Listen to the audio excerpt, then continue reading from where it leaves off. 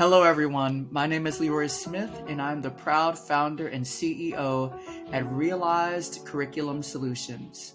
At Realized Curriculum Solutions, we are here to equip educational professionals and parents and caregivers with the tools and the strategies necessary to meet the diverse learning needs of all of their students. In this mini lesson, you will learn about how to promote respect for student differences. All of our students, regardless if they're in a homeschool environment, traditional public school or private school or whatever, they all have differences that we must respect. We must understand that it's okay that we don't agree with their differences. It's okay if we don't understand their differences. But in order to build safe learning environments, we must respect them. So in this mini lesson, you will learn 3 tips on how to respect student differences in your educational environment. Let's get started.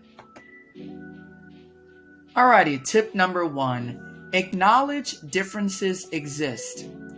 One of the worst things that any educator or parent or caregiver can do is to say statements like this: we're all the same, we're all equal. Believe it or not, equality is important for equal treatment and equal opportunities. But to say that we are all the same eliminates our differences. Our differences make us who we are. And so acknowledging that differences exist will empower your students to say, you know what? I may have grown up in a different environment, or I may believe something differently than you do, and that's okay, that I'm not exactly the same as you because my identity matters as well. And this is super important in our classrooms and learning environments so that students can see differences of opinions. And we're going to get into that in a moment. But acknowledging that differences exist allow us to elevate what students are learning. Because if we're all learning the same thing, if we all operate the same way, if we all do the same thing, it'll be pretty boring and no real learning or challenge or productive struggle is being involved in a learning process, which has been proven by science. Having that productive struggle increases the cognitive capacity of human beings. But if we're all the same, and we're all thinking the same, and we're all getting the same results, where's the productive struggle? How can we develop to become better human beings?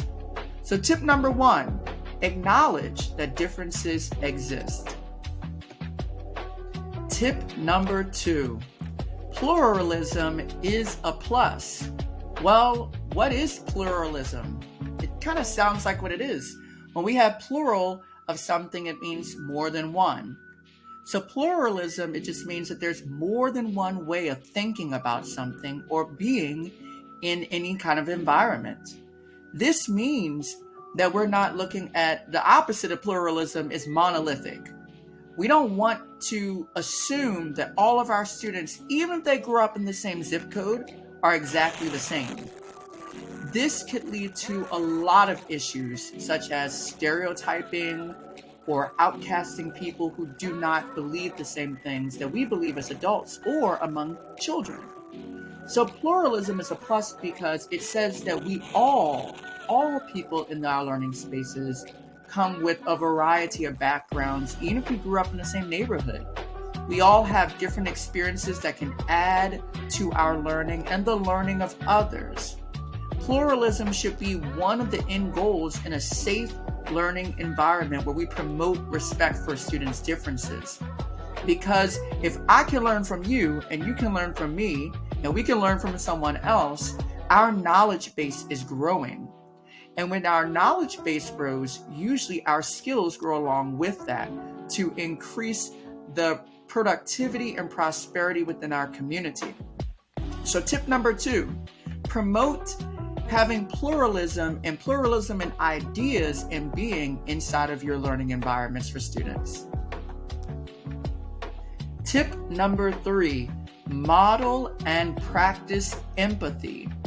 When you are promoting students' differences and respecting their differences, there are going to be some conflicts that arise because some of our differences don't always agree. A lot of the times, this is where natural conflicts come from, and that's okay. Expect that, but it's time for us as adults to model and practice empathy for students and with students. This allows students to understand that, yes, this is an environment where people's differences of ideas will be heard, acknowledged, and respected.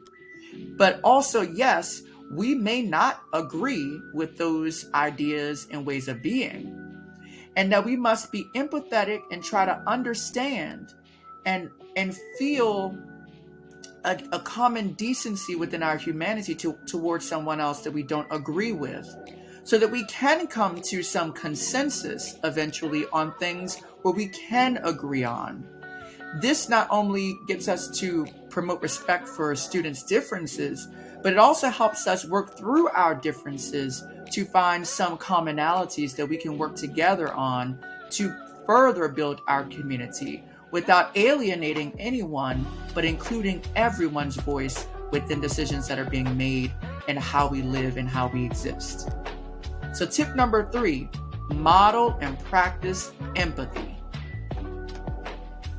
All right, so in this mini lesson, you learned 3 tips for how we can promote respect for students' differences. So let's recap those 3 tips. Tip number 1 is to acknowledge that differences exist. Tip number 2 is pluralism is a plus. And tip number 3 is to model and practice empathy. When it comes to our students and their differences, whether it may be the differences in how they operate, how they communicate, how they love, how they hate, it is very important that as educators, we provide a space that differences can be acknowledged so that we can address differences that are harmful in the community and elevate differences that can help aid in the healing of our communities. You can't solve a problem unless you put all of the information on the table for that problem. So if we say that everyone is the same, it gaslights our students, it gaslights our professionals and our parents and caregivers. We're not all the same, and that's the beauty in our humanity. Putting everything on the table, mess included, greatness included, allows us to sort through those differences to find solutions to make our learning environment successful. If you've enjoyed this mini lesson, please like, comment, and share this with other people. Right now in the United States of America, we are seeing how differences are separating us. It is now time for us to figure out how we can put differences and bring differences together to bring us together as stronger communities. I hope you learned so much in this session. I know it was a quick little mini lesson, and I hope you realize a solution that works for you today. Until next time, see ya.